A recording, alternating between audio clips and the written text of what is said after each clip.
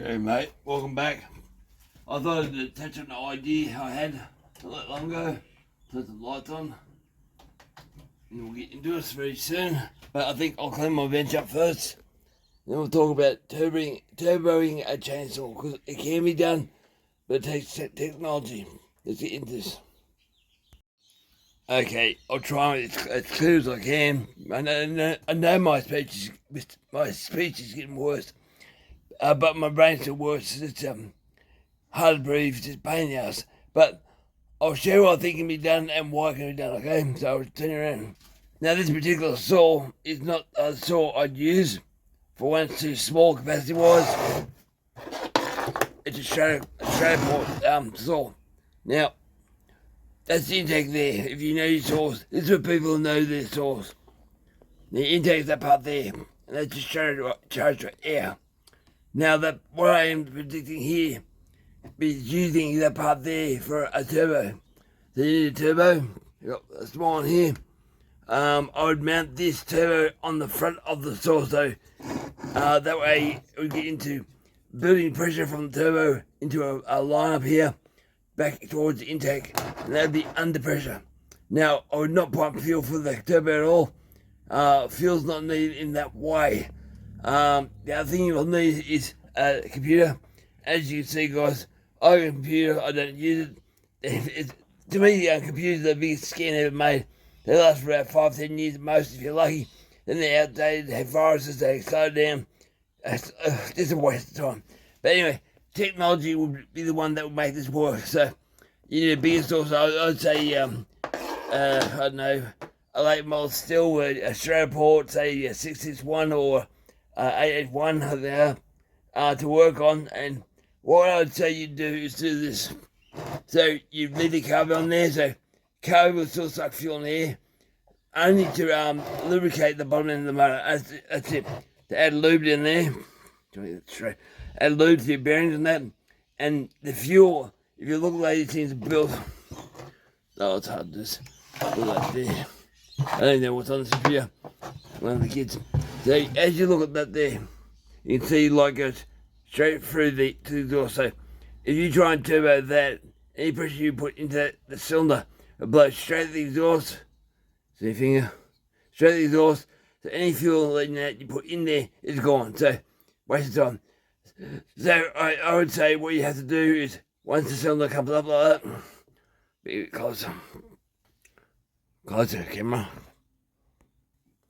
Closer.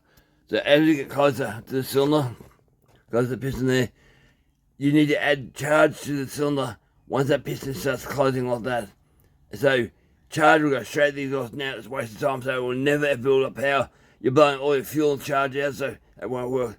So once you get the piston gets to about there, when the ring starts to overlap on the exhaust port itself, that's when you start getting power. Now how would you do that? Well, what I'm saying is the Stratocharge. If you got the Stratocharge and manipulate that so the Stratocharge opens up. So your Stratocharge on the other side, that's the port there. It's hard to see, guys. The Stratocharge port's here. So if you pour that, it'll grind back into the cylinder. So it opens up just above those two upper transfers. Yeah, upper transfers. So about there, the Strato port opens up. As you can see, a bit more. The exhaust is closed, so the Strato port will be open just a bit longer than what the actual exhaust would be. Now, doing that will blow compressed air into the motor with the turbo and give you the ability to add boost. I'm not sure within 1 degree or 2 degrees needed timing on the, not sure what term you call it, but that would give you opportunity for the whole combustion air there with compressed air. Now, being this is a small motor, it didn't have the capacity of what I need, so go back. Some of these saws have a decon valve. Now, having a decon valve, this is where the computer comes into. Decon valve, you can put a fuel injection injector into here. So when the motor gets to a certain point, you inject fuel, and the cylinder comes up. So I say cylinder comes up to about here, injects the fuel, a bit more, as the normal saw works, you have to work at your timing. it'd go bang about 27 degrees or 24 degrees before the top of the center, and you had enough time to burn the cylinder, burn the fuel. Now I got no idea. It might be less with timing on turbocharged motors. Not sure. I haven't really got into that field stuff, but yeah. So you get bang, you're blowing air in just after the upper transfers, and the upper transfers. See, when you put Stratocharge in that, the oil fuel will be blowing out the exhaust there. So the next cycle around, so you come up, air goes in, fuel goes in with the injector, spark happens, you get the huge bang, which could be later. It could be 10 degrees before top of the center. It might need a lot more time. But what happens now, the exhaust has gone up, your turbo spinning up, you press there, building again because the cylinder, the piston, it wars against the intake there on the side there. So you're building up boost, you go bang. Now the piston come back down again. Your lower case is filling up with fresh air and fuel again to lubricate your bottom end. It's really important. Now your piston comes down. Now the moment that Stratocharge port opens again, which will be there, just there, it's already got charge, so the flame should be pretty well gone, but the also charge already escaping, blowing into the cylinder. Now, the moment the cylinder opens up, if we get camera, the moment the charge happens again, so we go back down again. We get the fire now. There's something to hold this shooting. So the cylinder's coming down with the charge, goes bang. The turbo's kicked in now, there's compressed air going in there. That blows out all the exhaust, everything, and charge starts to happen again. Yellow upper transfers on the normal part of the motor. It's already blown all the fuel and crap already out. It's all clean, gone. It's just getting fresh air now into the cylinder. Now you get fresh air. Starts to close off. Yeah, your Stratocharge, if you ground it the right way, it's filling out with compressed air again. Like lots of, I'm not sure if you need 2 degrees, 3 degrees. Who knows? It's an idea that I've been playing with my head for a long time. But then it starts to spin up, and your oil compressed air is already in there. And I would say there'll be more compressed air in there than a normal saw would have because the capacity to. It's always easy, guys. It's easy, guys. If you get a straw and blow for a straw, it's easier to blow air than it is to suck.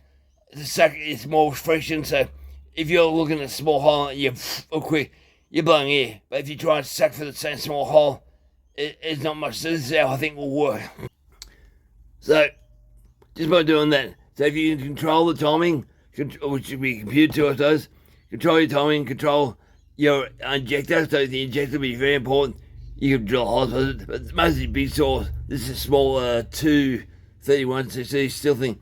If you got a big saw with a decon valve, I put the injector in that. It has to be a cylinder and direct cylinder injection. So let you go up inside your upper transfers, upper combustion chamber, but you gotta make sure it hit the cylinder.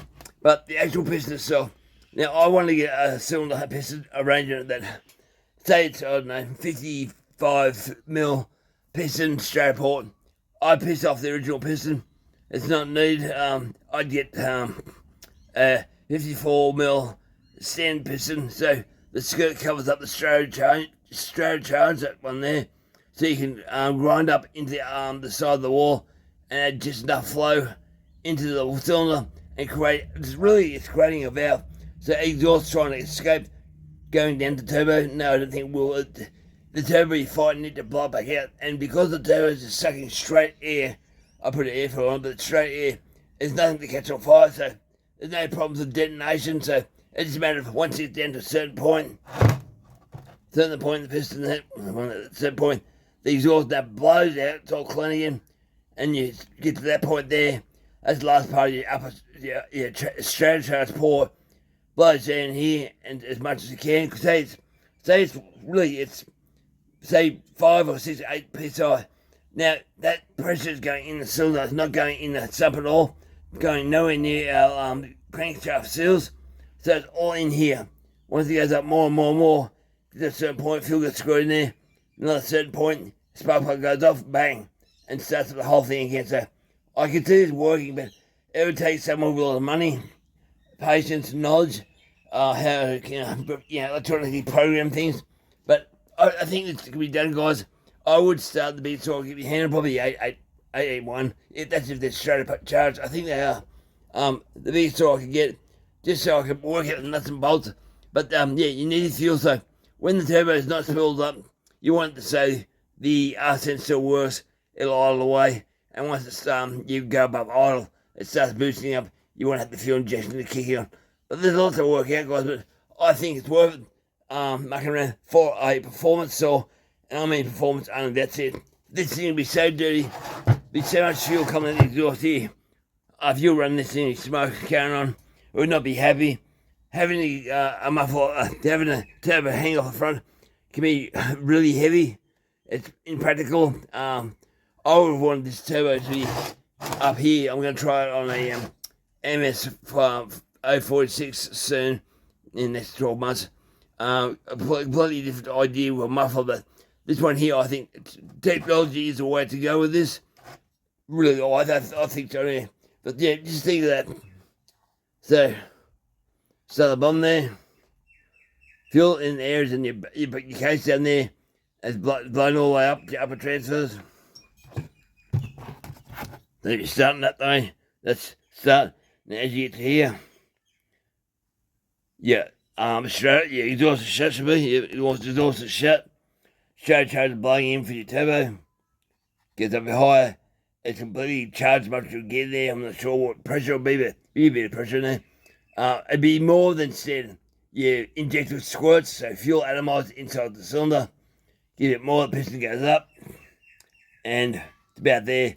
I'd say the spark plug will go bang. You get huge power. Can't fly back down. Pressurize your crankcase again with fuel and air in there, just to make sure she keeps lubricated. He comes down like that. The exhaust opens up just a crack there. Now that exhaust now will be a two-way street because once the turbo up at the transfers on the Strato opens up, you have to make that port.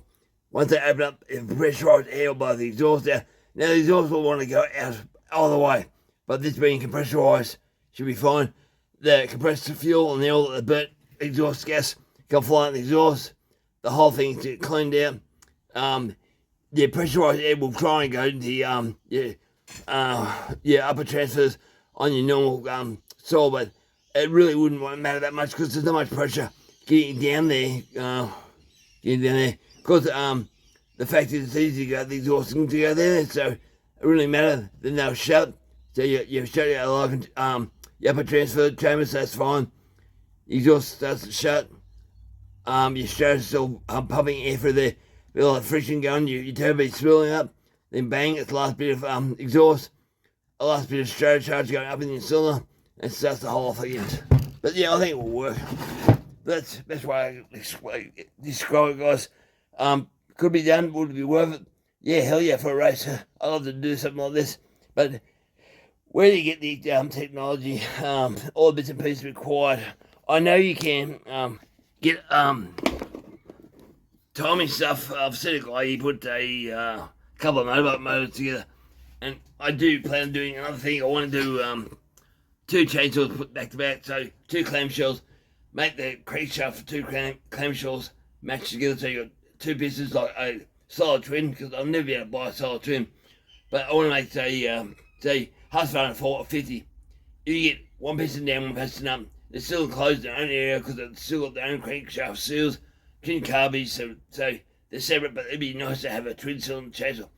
Now, I know this guy who did this on a motorbike, he used the same magnet on the flywheel itself, and that magnet was just a trigger, so when I went around it would trigger a sensor, and the sensor would send spark to the motor and make the motor go fire when it wants to. So this sort of stuff can be done. This is way above my head, but it's the idea I had. I think it's because I have my daily dose of Marina.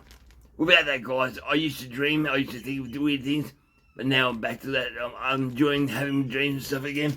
But without that, my brain fell apart. I just wish it would fix your voice. But beggars can't be choosers. But yeah, something to think about. What's your thoughts, guys? I've looked at it and thought out that if the exhaust is going out, it'll always go out the way you'll find the easiest route out. Now, if the turbo shows up, that's why I got the turbo at the front, the big pipe. Say it's got 8 psi pressure or more. When the exhaust hits the upper transfers on the straight charge side of it, it hit the pressurized air. It won't get out, but because the piston's going down so fast, that split second, you got air fighting against air, and all of a sudden the exhaust opens up and it'll blow it all out. So I think it could work, but what would you say the numbers could be? I've got no idea, because I don't think anyone's done this. It's just us in the chainsaw community, something to think about, and this is what keeps me awake at night, doing weird things. I just enjoy doing stuff like this. So I'm going to get my son Zachary outside, and we'll start up his G288 and see if oil pump and all that crap works up. There you guys. Catch you later. I'm sorry guys, I'm doing too much firewood. Now, one thing before I do go, I have stated it's been raining a bit here in Australia. I'll show you. This I call annoying shit. It's just always doing a little bit of rain. Over cars, wet. It's by the blue skies this morning, but anyway, so now, when it comes to weather like that, easy to get depressed, it's easy to get depressed. Having rain all the time. One thing I forgot to say, of this particular saw, I watched a show about motorbikes and how BMW, they brought a supercharged, I think it was two-cylinder, two-cylinder thing, and they used a supercharger mounted where the valves are and to make it work more power, and that worked really good. I only did it for a couple of years. Small turbine. So I would say if you're going to do this, either instead of having the exhaust building up pressure, why not build this off the crankshaft and have a supercharger, like a blower type setup, or you could in case where the flywheel is on the saw, same setup. The flywheel's are cooled vanes. If you had the tolerances close enough, or mount the turbo on where your flywheel is, maybe that'd work, but you still have a cooling problem. So many things, guys, that you do that. I sort of do supercharger off the flywheel, so if you're out here somewhere, but the weight-wise would save you a hell of a lot of weight. As the motor needs turbo boost, they have boosts from the crankshaft and stuff. So maybe that's a different idea that could work too. But yeah, there's many ways of doing stuff, but it's the technology with the fuel injection, controlling the time, just having more control of what you're doing. It just could work really big time. But yeah, the fuel injection, I thought that'd be a good idea to actually make things work. Right guys, over and out. Thank you for watching. Like, subscribe.